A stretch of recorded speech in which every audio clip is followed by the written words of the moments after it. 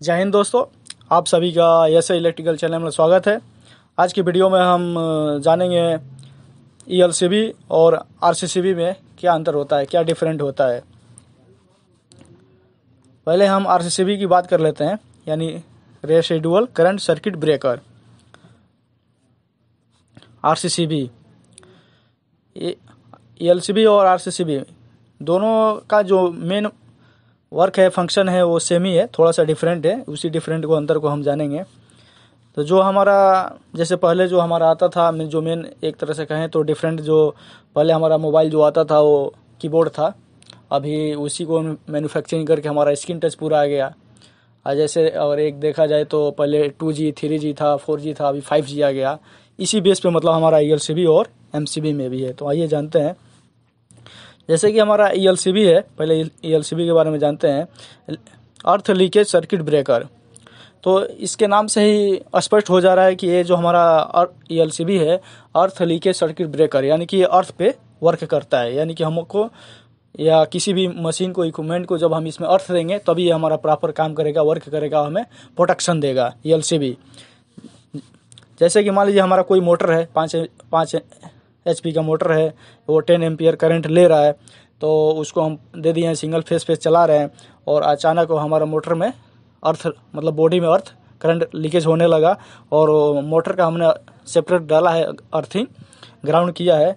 तो लेकिन ईएलसीबी से और मोटर तक डायरेक्ट हमने अर्थिंग नहीं डाला है, केवल वहीं मोटर के बॉडी में वहीं से नीचे ग्राउंड कर दिया है। तो उस कंडीशन में अगर हमारा मोटर जो है वो बर्न हो गया या ज़्यादा लीकेज करंट हो गया, तो उस कंडीशन में हमारा जो ईएलसीबी है वो ट्रिप नहीं करेगा।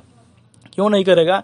ईएलसीबी में जब तक हम एक सेपरेट, जहाँ से हमारा फेस और न्यूट्रल जो हम इनकमर में सप्लाई देते हैं, और फिर ईएलसीबी के आउट से हम ले जाके मोटर में जो कनेक्शन दे रहे हैं, तो सेम ऐसे ही एक स्पेशल अलग से अर्थिंग वायर देना पड़ता है ईएलसीबी में, इनमें और आउट में। तब जाके हमारा वहाँ पे लीकेज करंट होगा, तो फिर उसके माध्यम से हमारा वो आएगा, ईएलसीबी में सेंस करेगा और वो ट्रिप कर जाएगा।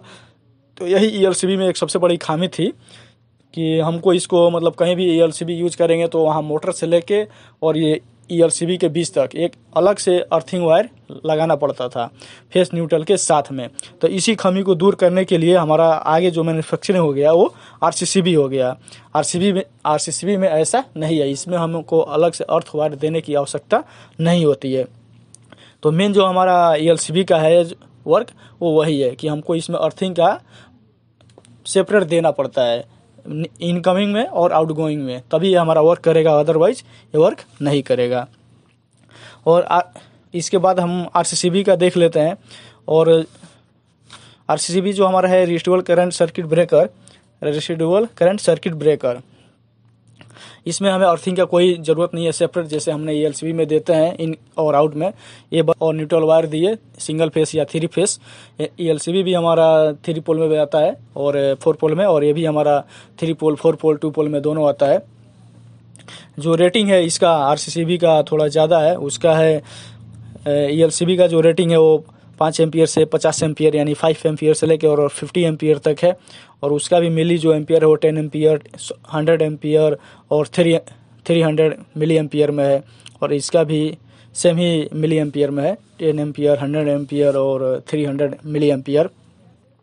तो आरसीसीबी में एक जो हम सिंगल फेस है या 3 फेस है, जो हम इसको कनेक्शन देते हैं, तो मान लीजिए हमने इसमें सिंगल फेस मोटर दिया, 5 HP का मोटर है, उसको हमने फेस न्यूट्रल दिया, चलाया आरसीसीबी में। तो हमने फेस न्यूट्रल दिया और हमारा मोटर में सप्लाई गया और मोटर हमारा ऑन हो गया।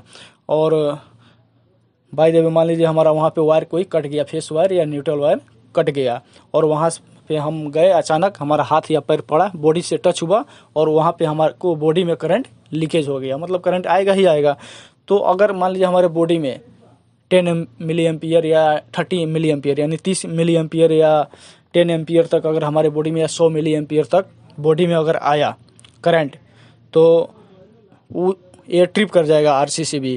क्योंकि जो हमारा आरसीसीबी का जो वर्क है मेन, वो करंट को मतलब कि मेजर करता है, बैलेंस के, जितना मतलब वायर में हमारा करंट जा रहा है उसको बैलेंस को मेजर करता है। जैसे मान लीजिए फेस अगर वायर में हमारा 5 एम्पियर जा रहा है, तो न्यूट्रल वायर में भी हमको 5 एम्पियर आना चाहिए आरसीसीबी में। अगर आता है बराबर, अगर फेस वायर में 5 एम्पियर जा रहा है और न्यूट्रल में 5 एम्पियर वापस आ रहा है रिटर्न, तब तो ये प्रॉपर काम करेगा RCCB। अगर उसमें 10 एम्पियर या 100 एम्पियर का हमने RCCB लगाया है और वो हमारे बॉडी में जो वहाँ पे वायर कटा हुआ है हमारे बॉडी में टच आके, संपर्क आके, अगर वो 10 मिली एम्पियर या 100 मिली एम्पियर लीकेज करंट आ गया और वहाँ पे न्यूट्रल वायर में उतना करंट उसको कम मिला, यानी कि जो हम मेजर कर रहा है प्रॉपर, वहाँ पे उसको फेस वायर में गया 5 मिली एम्पियर और रिटर्न में उसको न्यूट्रल में 5 एम्पियर से कम मिला, तो वहाँ पे क्या करेगा RCCB ऑटोमेटिक ट्रिप हो जाएगा।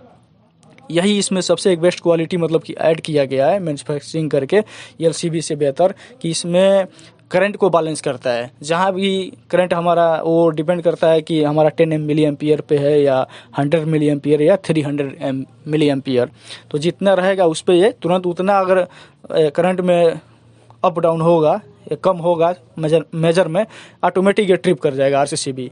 यही सबसे बेस्ट इसका जो क्वालिटी है और इसी को इसमें ऐड किया गया है ELCB और RCCB में। ELCB के लिए हमें अर्थ वायर की ज़रूरत पड़ेगा और इसमें अर्थ वायर का ज़रूरत नहीं पड़ेगा। ये करंट को डायरेक्ट मेजर करता है और जहाँ पे अप डाउन होगा ये तुरंत ट्रिप कर जाएगा। डिपेंड करता है हमको कितना पे हम लगाए हैं, 10 मिली एम्पियर या 100 एम्पियर या 300 मिली एम्पियर में, जितना लगा रहेगा उतना माइनस होगा तो ये ट्रिप कर जाएगा।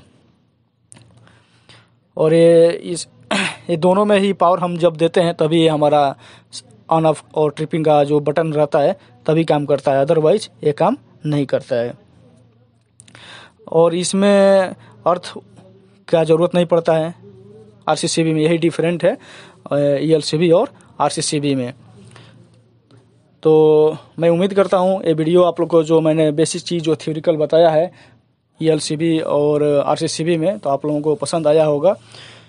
और ELCB RCCB या इलेक्ट्रिकल से रिलेटेड आपके मन में कोई भी क्वेश्चन होगा तो प्लीज़ कमेंट करिए, हम आपके कमेंट का आंसर देने की पूरी कोशिश करेंगे। दोस्तों मिलते हैं नेक्स्ट वीडियो में नेक्स्ट टॉपिक के साथ।